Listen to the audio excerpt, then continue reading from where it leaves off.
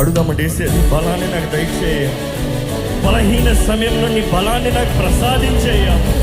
బలవంతుడు నీవయ్యా, బలాఢ్యుడు నీవయ్యా.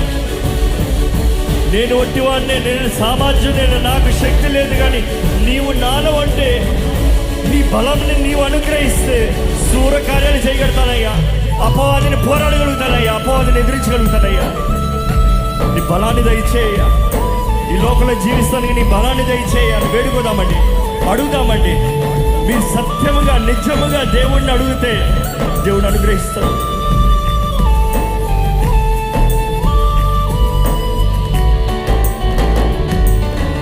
బలహీన